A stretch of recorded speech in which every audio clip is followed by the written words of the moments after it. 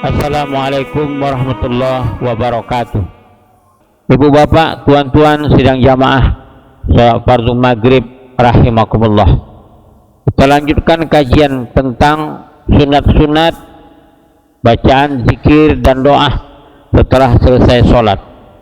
Gitu ya. Kemarin kita sampaikan bahwa imam ini ketika selesai sholat membaca zikir-zikirnya itu dikuatkannya. Astagfirullahalazim, astagfirullahalazim, astagfirullahalazim, dikuatkannya. Allahumma antas salam wa minkas salam. Supaya apa dikuatkannya? Belajar kita makmum yang di belakang. Itulah dia. Dan itu sunnah Nabi. Membaca Allahumma antas salam, hadis riwayat Imam Muslim, sahih hadisnya. Ya, astagfirullah itu membaca subhanallah 33 kali, alhamdulillah 33 kali, Allahu akbar 33 kali. Itu hadisnya sahih semua. Itulah yang dibaca Nabi setelah selesai sholat dan diikuti oleh sahabat-sahabat Nabi, dan sahabat menyampaikan kepada tabi'in, tabi'in sampaikan kepada tabi'in dan kepada kita. Nah, makanya itulah hendak awak sholat berjamaah ke masjid. Habis sholat itu ada wirid-wirid yang dibaca. Kalau di rumah ibu bapak yang tak pandai-pandai mengaji, yang tak hafal-hafal nih, habis sholat udahlah, cabutlah dia. Kalau di rumah bukanlah telepungnya. Tapi karena di masjid ada bacaan-bacaan wirid, ya, dibaca sama-sama. Nah, jadi terbiasalah dia, bisa diamalkan kalau kita membacanya di rumah. Tidak model imam yang saya bilang lalu. Ada model imam sholat di satu masjid, Pak Kamal. Imam tuh menghadap kita, dia makmum siap sholat, diam-diam aja dia, pandang-pandangnya muka awak, awak mandang dia, dia mandang awak. Jadi pandang-pandangan pula awak jadi, ya. Kata dia, yang kita ini tak ada ajaran Nabi. Kalau tak ada ajaran Nabi, mana mungkin itu hadis riwayat Nabi. Pasti ada yang mendengar dan pasti ada yang menyampaikan, ya. Nah itu dia. Jadi yang gini-gini ini, maksud saya di masjid kita ini jangan nanti dirobah. Itu maksudnya, dirobah. Masuk nanti yang lain-lain kemari, tahap latar belakang tak tahu kita, jadi fitnah dia, ya, fitnah dia. Udah bagus lah itu, dibuat imam kita tadi itu udah cocok lah itu, udah ya, lanjutkanlah itu.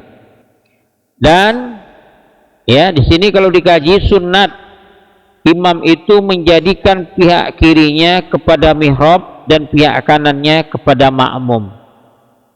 Imam tadi yang membaca wirid, zikir-zikir tadi, tiap sholat dia jangan lagi menghadap kiblat, tapi mereng dia. Jadikannya ya bahu kirinya ke kiblat, ke mihrab, maaf, ke mihrab. Ini dia mihrab, bahu kanannya itu ke makmum di belakang. Gini dia.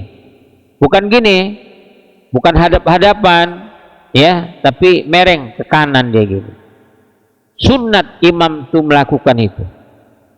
Nah, imamnya pula kita semua pula begitu. Aimah hajab kita ini. Imam tadi sunat imam menjadikan pihak kirinya itu mihrab, pihak kanannya itu makmum. Imam yang salah, makmum tidak, ya.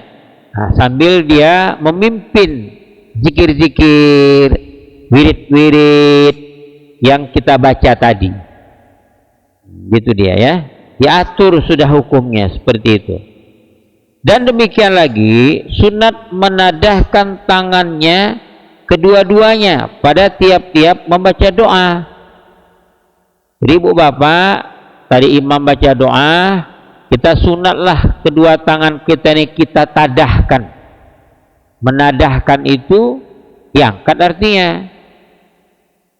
Menadahkan itu artinya ditampung begini. Mau begini boleh, ya, mau begini pun boleh. Kata kawan jangan begini, kata. Kalau begini tumpah dia jatuh ke bawah. Ya, sama aja. Pokoknya tadahkan kedua tangan itu. Setinggi apa menadahkan kedua tangan ketika berdoa? Ya, setinggi bahunya. Nah, setinggi bahu. Berarti angkat gini. Jangan gini, macam orang malas. Ya, macam orang malasnya gitu dia. Di atas apanya ini? Pahanya taruhnya tangannya, kedua sikunya itu. Angkat dia setinggi bahu. Nah, tadahkan. Gitu dia. Dan mata ini sebenarnya ke langit, kepala ini gini. Nah, ya gini. Ini orang ngantuk. Nah, ya. Nah, kita minta kepada Allah, tadahkan, tampung kedua tangan kita itu. Udah begitu, ya. Dan sunat menggerakkan telunjuk kanannya juga ketika berdoa. Ini sunat telunjuk ini digerak-gerakkan. Misalnya Allahumma ighfir lana dzunubana wa liwalidayna warhamhuma kama rabbayana shaghira. Misalnya sunat ini digerak-gerakkan. Nah, menunjukkan kesungguhan kita meminta kepada Allah. Kenapa mesti telunjuk Ustaz? Kenapa tak jelintik aja misalnya? Kenapa tak jempol? Ternyata selidik punya selidik. Ini urat telunjuk ini ke hati. Sama dengan tahiyat. Tahiyat itu yang menjadi isyarat ketika illallah diangkat telunjuk. Ya kan? Kenapa tak jempol? Kenapa tak jentik? Misalnya. Begitu tahiyat, begitu berdoa, sunat menggerakkan ini. Nah, menggerak-gerakkannya. Satu aja yang telunjuk kanan aja digerakkan. Ya mesti gini-gini. Ya. Nah, gerak-gerakkan gini aja. Ini kalau tak mengaji kita begini nih, tak tahu kita ini. Dan jarang kadang-kadang ada kajian-kajian menyampaikan masalah yang begini-gini ini. Awak tahu, awak gini aja lah, gini tadi, gini. Ya. Nah, tak tahu awak rupanya ada perintah sunat menggerakkan ini. Jadi kalau ada orang menggerakkan telunjuk selama ini, jangan salah pahamkan itu. Wah, itu menggeletar dia. Gerak-gerak telunjuknya. Tidak menggeletar. Ya. Memang begitu. Dalam doa itu disunnahkan kita menggerak-gerakkan telunjuk. Telunjuk kanan. Nah, telunjuk kiri tidak. Telunjuk kanan aja. Sunat itu menunjukkan keseriusan, menunjukkan kesungguhan kita meminta kepada Allah. Maka isyaratnya dari telunjuk kanan. Maka selesai berdoa katanya, kemudian menyapu muka. Nah, barulah sunat menyapu muka. Walhamdulillahi rabbil alamin. Jadi yang menyapu muka ini doa di luar sholat. Saya pernah sampaikan, kita kan juga menyapu muka ini siap sholat kan banyak kita nyapu muka. Betul ya? Siap sholat. Assalamualaikum warahmatullahi. Assalamualaikum warahmatullahi. Ada gini. Ada yang dari belakang. Macam lah. Ada yang gini-gini. Ada yang dari sini dada. Ya. Itu tidak sunat. Siap sholat itu menyapu muka, tidak sunat. Ya, sama dengan membaca doa kunut. Doa kunut subuh. Nah, itu wassallallahu ala sayyidina, kan sholawat terakhirnya itu. Dibawa aja tadahan tangan nih ke tempat sujud. Allah, turunkan ke bawah terus. Jangan disapu muka. Malah dalam kitab kita ini menyapu muka ketika baca doa kunut makruh hukumnya. Makruh pula, tak bagus. Begitu sama dengan selesai sholat, tidak sunat menyapu muka. Tapi ketika membaca doa setelah selesai sholat, sunat menyapu muka. Dan kita pun dalam mendoa nih harusnya memang harus kita bijak-bijakkan juga. Kita dalam doa sholat, semua doa masuk. Orang meninggal pun semua masuk. Akikah anak pun semua masuk. Untung tak masuk Allah malakasumtu wa bika amantu ala rizka abtortu birah. Gitu kadang-kadang gitu. Ya. Nah, maka kadang-kadang kita banyak lama doanya. Banyak kali diminta. Emang kita ini kurang betul lah malu kita kepada Allah. Kalau minta mati menjadi mati syahid. Hidupnya hidup seperti ulama. Ya. Begitulah minta gitu. Kalau ulama-ulama kita malu dia banyak-banyak minta gitu. Kita kalau doa sholat ya doa sholat. Boleh juga lah ditambah-tambah ya. Jangan banyak kali mintanya. Malu juga wah. Ya. Nah, doa orang meninggal, Allah maghfirlahu. Tadahkan tangan kita, warhamhu. Itu kalau perlu diulang 3 kali. Bagus itu. Allahumma maghfirlahu warhamhu wa'afi wa'fu anhu. Allahumma maghfirlahu warhamhu wa'afi wa'fu anhu. Allahumma maghfirlahu warhamhu wa'afi wa'fu anhu. Ulang 3 kali. Karena kita nak doakan si mayit ini. Orang meninggal doanya mayit lah. Tujukan lebih banyak kalau persennya 100%, buat 70-80% untuk mayit. Mayit itu pun gembira dia awak datang karena dia dapat doa dari kita, sahabatnya, kerabatnya, kawan-kawannya. Gembira dia. Ya, senang dia.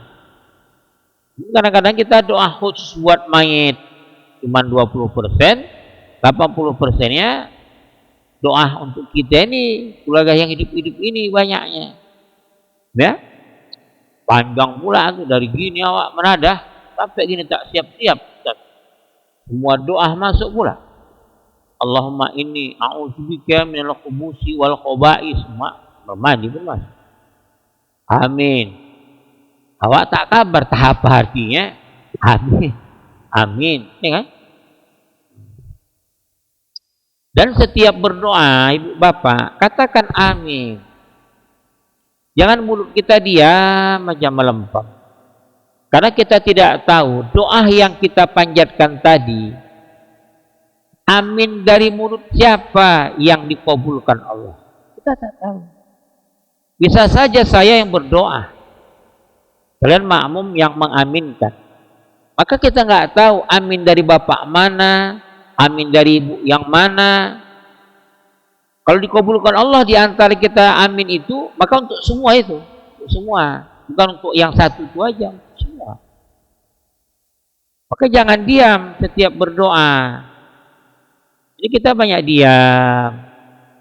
Apalagi kita kadang-kadang kemalangan di kampung, kita lebih banyak milih duduk di luar dibanding duduk di dalam. Payah kali nyuruhnya masuk ke dalam. Masuklah, masuk. Nantilah panas apa macam lagi. Ya. Makanya kalau ada orang meninggal di kampung kita ini, jangan taruhkan kursi itu di luar. Tunggu dulu, udah penuh di dalam, baru keluarkan kursinya. Kalau selagi kursi itu di luar, semua duduk di luar. Yang judulnya alasan panas. Ya. Tapi kalau di dalam, siapa di dalam? Pulang kasih limpul, melompat waktu terus. Tapi panas tak seberapa panas itu. Ya, masih sedikit panasnya. Bantai limpul tadi. Gitu kadang-kadang kita ini. Masuklah di dalam. Kalau di luar pun awak mukul-mukul nyamuk. Kita datang ini kan tujuan dan menolong, membantu, meringankan orang yang meninggal itu kan gitu. Dengan doa kita, dengan amin kita. Kalau kita diam aja, mukul-mukul nyamuk tak serius. Kalau di dalam awak, di dalam kan enak. Lapang, angin, tenang, asik milih di luar. Ya, pernah saya satu tempat, ya, di tempat orang meninggal, 3 orang kami di dalam, yang lainnya semua di luar. Bebuih mulut awak nyuruh masuk, yang payahan, ya. 3 orang kami dalam. Nah, ini udah jadi budaya sama kita.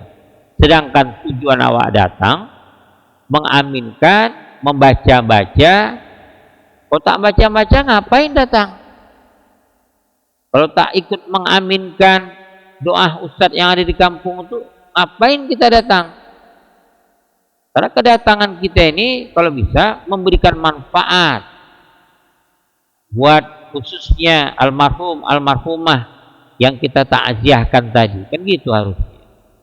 Nah, doa khusus buat mayit diulang-ulang. Kalau perempuan ya Allah maghfir laha warhamha diulang 3 kali. Laki-laki dia Allah maghfir lahu warhamhu diulang 3 kali. Kalau dia bencong Allah maghfir lahe warhamhe diulang. Ya. Diulang-ulang dia. Seperti itu. Kenapa? Karena dia mengharapkan doa dan amin dari kita. Maka jangan pelit mengatakan amin. Bilangnya amin. Amin. Amin. Gitu ya. Jangan amin. Amin. Amin. Amin. Ya, amin. Panjangkan a-nya, panjangkan min-nya. Seperti itu. Udah. Nah, tadi siap doa walhamdulillahi rabbil alamin. Sapulah muka kita. Ya. Sapu muka. Ini disuruh memang disapu muka kita berdoa. Dan setengah daripada doa yang sunat dibaca. Nah, ini perkara doa-doa ini ya macam-macam lah, ya kan? Nah, di sini diatur. Kitab-kitab lain ada tambahan-tambahan lain, ya. Tadi ada doa kita, Allahumma barik lana fi Rajabi wa Sya'ban, ya kan? Wa balighna ya fi syahri Ramadan. Tak sampaikan kita ke bulan Ramadan, ya. Jadikan keberkahan bulan Rajab ini dan bulan Sya'ban. Gitu dia. Bagus, ya. Saking kesungguhan kita ingin jumpa dengan Ramadan, jumpanya tidak lain bukan tidak beramal. Ya, bukan tidak jumpa-jumpa gitu aja. Ya. Beramal, samping berpuasa, mengamalkan amalan-amalan yang lain. Seperti itu dia. Ya. Jadi hendaklah kita ini mengkhususkanlah. Nah, doa selamat. Kalau ada orang tasyakuran, doa selamat. Allahumma inna nas'aluka salamatan fid dinina. Ya Allah, selamatkan kami dalam beragama ini. Wal afiyatan fi jasadina. Berikan kesehatan, kesembuhan pada jasad kami ya Allah. Wa ziyadatan fi ilmina.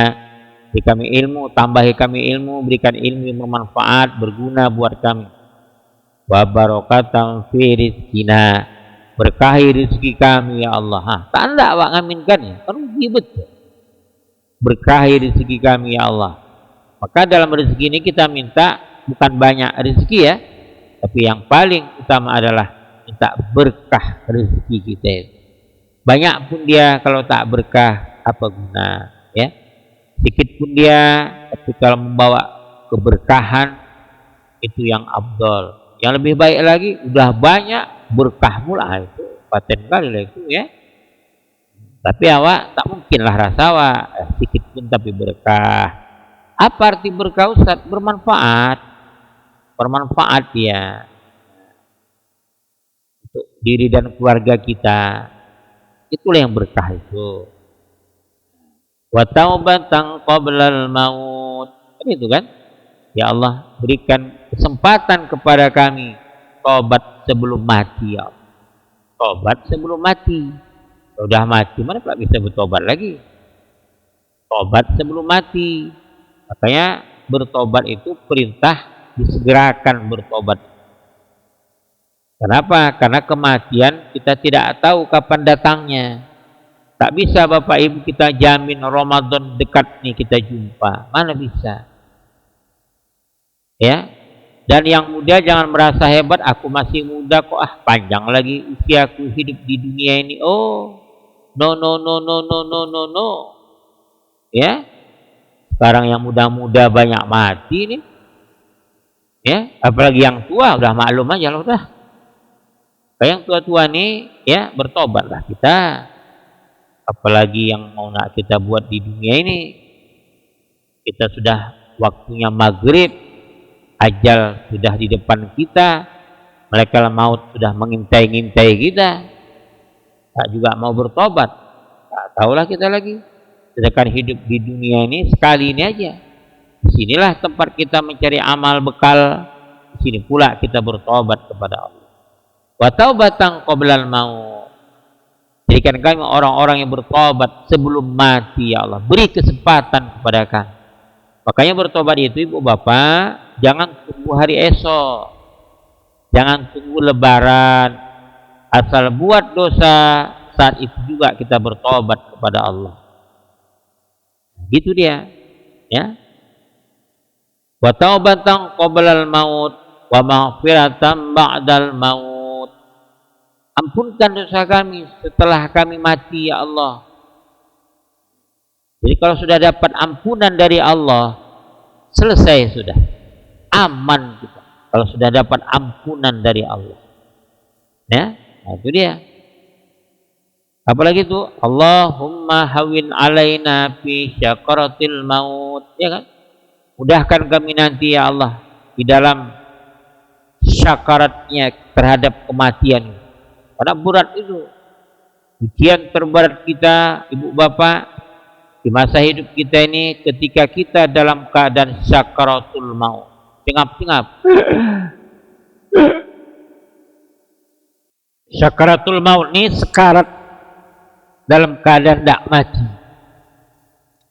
Maka itulah kita ahli waris dibantu, diringankan dia. Sebagian mengingatkan kalimat la ilaha illallah. Sebagian membacakan surat Al-Muluk, ya, atau sebagian lagi membaca Quran surah Yasin. Karena itu membaca surah-surah yang kita sebutkan tadi bisa membantu meringankan ketika ruh keluar dalam keadaan sakratul maut. Mati itu ibu bapak seperti kambing dikuliti hidup-hidup. Menggelepar-gelepar kambing itu dikuliti hidup-hidup. Begitulah keadaan orang tidak mati. Bukan mudah. Maka kenapa ibu kadang-kadang masih minta mati, ya Allah, cabutkan aja nyawaku nih ya Allah. Rentapkan aja nyawaku dah, menengok lakiku nih, tak tahan aku dah nih. Apa hubungan nengok laki, nengok anak? Ibu pikir enak mati itu? Bapak pikir enak, mudah? Cuma ya berat itu. Itu ujian terberat bagi orang yang hidup. Bukanlah maka itu sakaratul maut itu. Kita minta kepada Allah. Allahumma hawin alaina fi sakaratul maut. Wan najata minan nar wal afwa indal hisab. Jauhkan kami dari siksa api neraka dan mudahkan kami nanti ketika kami dihisab pada hari kiamat. Nah, gitu-gitu doa. Bagus. Kalau minta doa kuatkan iman. Kalau siap-siap sholat itu Allahumma ahyina bil iman. Bagus. Karena kuncinya iman ini. Hidupkan kami dalam keadaan beriman. Wa amitna bil iman. Sudah hidupkan kami dalam keadaan beriman ya Allah. Matikan pula kami nanti dalam keadaan beriman. Gitu. Kalau minta sabitkan wa sabitna ma'al iman, sabitkan, tetapkan keimanan kami ini. Jangan hari ini beriman, besok kufur kepada Allah. Minggu ini beriman, minggu depan kufur. Tahun ini beriman, tahun depan kufur. Tetap sabit kita. Ya. Dan jadikan ruh kami keluar dalam keadaan beriman. Wa akhrijna minad dunya ma'al iman. Keluarkan ruh kami ya Allah dalam keadaan beriman. Kalau sudah ruh keluar dalam keadaan beriman, ada jaminan ampun dari Allah. Tapi tak ada yang tahu itu keadaan. Banyak ruh yang keluar dari jasadnya dalam keadaan kufur kepada Allah. Ya. Makanya minta iman itu. Berarti iman ini dibawa dia. Bukan hanya di dunia saja, terbawa dia sampai ke akhirat. Kalau Islam hanya di dunia aja dibawa. Ya, mati kita selesai. Nah, Islam hanya tinggal di dunia. Tapi kalau iman kita bawa sampai ke akhirat. Maka minta kepada kita keimanan kita. Maka itu dipertebal, diperkuat keimanan kita. Gimana cara memperkuat keimanan? Datang mengaji. Tengok kalau kita ngaji gini, rasa iman awannya sedang segar-segar kali. Awak pun terasa dosa-dosa awak. Awak pun dalam hati tidak berjanji, tidak memperbaiki diri. Inilah tempat ya memperkokoh, memperkuat iman. Tapi kalau di majelis hiburan itu melalaikan iman. Mana ada ingatnya kita dengan akhirat kalau sudah berada di majelis hiburan, majelis keyboard, ya mana pula ada ingat mati itu. Gembira-gembiralah, goyang-goyang, segala macam goyang lah, bayangkan dari mulai patah-patah goyang tadi, ya sampai tah goyang-goyang apa di situ. Mana ingat mati itu? Dia tak sadar, takut awak ketika goyang mati. Nauzubillah min zalik. Bunyinya pun jelek kali di dunia. Kenapa cipulan mati sedang goyang di atas pentas mati dia. Ya, jadi kalau kita terasa itu takut kita. Ini majelis ya mengingat akhirat, memperkokoh keimanan kita kepada Allah. Kalau iman yang akan kita bawa, jasad boleh terpisah dengan ruh, tapi iman tetap terus dia mengikut ruh yang keluar wa akhrijna minad dunya ma'al iman. Ruh ini keluar dari dunia ya bersama dengan iman. Tidak ruh saja itu yang keluar, bersama ma'al iman, bersama dengan iman ruh itu keluar. Inilah ruh-ruh orang-orang yang beriman. Ada ruh-ruh orang-orang yang kafir kepada Allah. Maka ruh orang-orang yang beriman nanti akan dibawa oleh malaikat. Ruh ini tidak dibiarkan dalam keadaan telanjang. Ruh itu akan dibalut, akan ditutup dengan kain kafan yang berasal dari surga. Ruh orang beriman. Ruh orang kafir, kain kafan yang berasal dari neraka, busuk dan bau, sampai menggemparkan seluruh penduduk langit. Malaikat-malaikat itu pun gempar saking busuk dan baunya. Ruh orang-orang kafir, munafik, yang syirik, yang tak mau beriman kepada Allah di masa hidupnya. Ini doa-doa begini yang banyak-banyak kita panjatkan, ya, seperti itu. Nah, lalu kita lanjut ya. Dan sunat habis cerita doa sudah selesai, dan sunat keluar imam. Imam ini keluar pun ada petunjuk. Dan sunat keluar imam atau yang sholat seorang dirinya setelah daripada salam dan selesai daripada segala zikir dan doa, barulah keluar.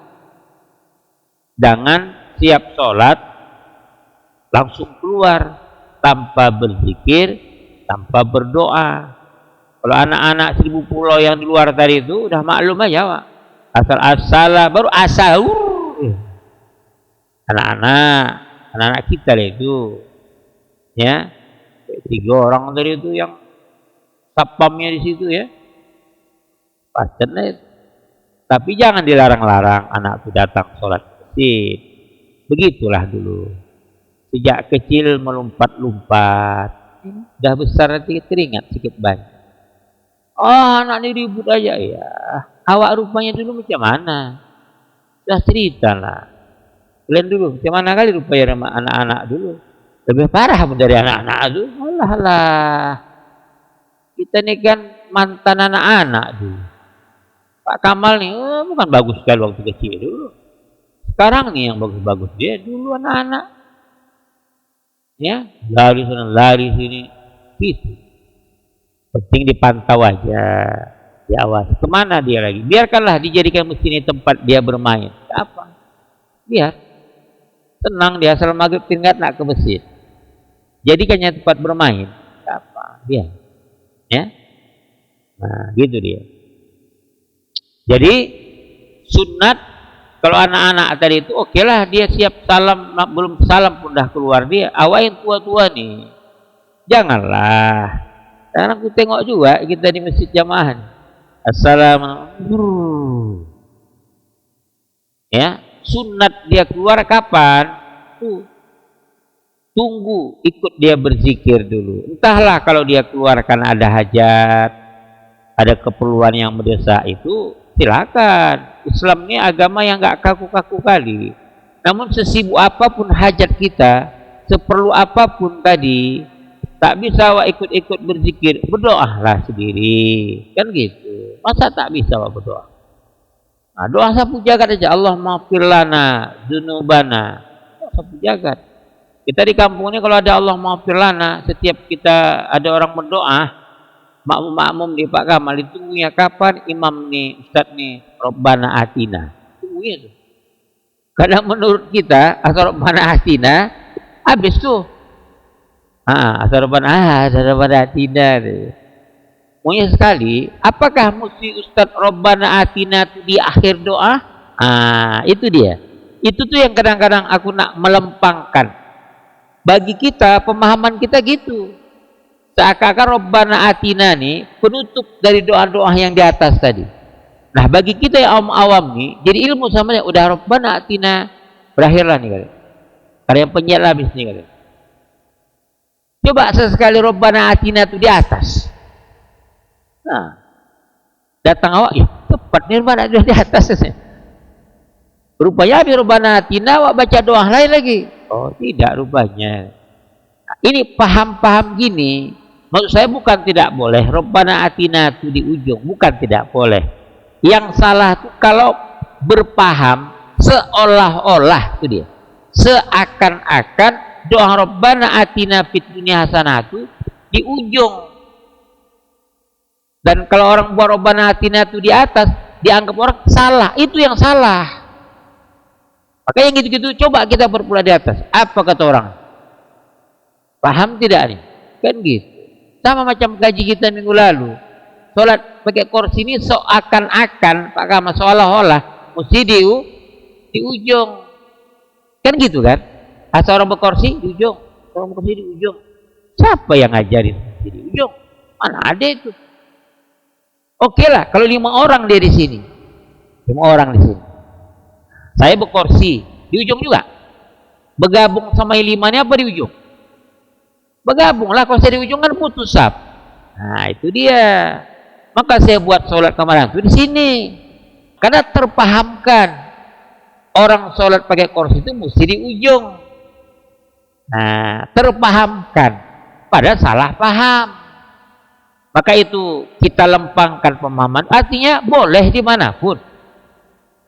Bahkan dia jadi imam pun boleh. Itu dia maksudnya.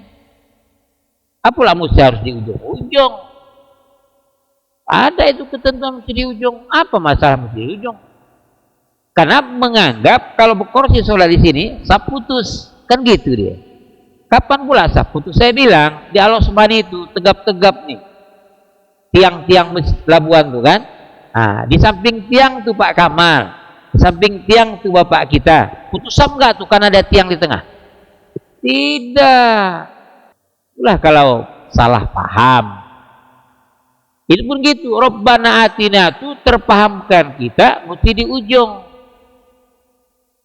Seolah-olah penutup doa dia. Itu yang pada baca doa. Yang tak pada baca doa bagi dia ilmu. Ini terakhir nih. Ada Robbana atina, dia pun terbangun terus. Tadi ngantuk dia. Robbana atina. Terakhir. Gitu kan? Iyalah, tahunya aku tuh. Itulah paham kita. Asal dengar suara imam, suara ustaz tuh Robbana atina, habis sudah. Coba diubah dia. Di awal Robbana atina. Kenapa rupanya? Salah rupanya? Tidak. Itu kan doa. Tidak ada ketentuan. Yang ketentuan di awal apa? Puji Allah kalau dalam berdoa. Kan itu yang ada. Sekurang-kurangnya alhamdulillahirabbil alamin. Puji Allah. Lalu bacakan sholawat Nabi. Wassalatu wassalam. Kan gitu dia. Di tengah-tengahnya mainkan yang mana tak ada itu.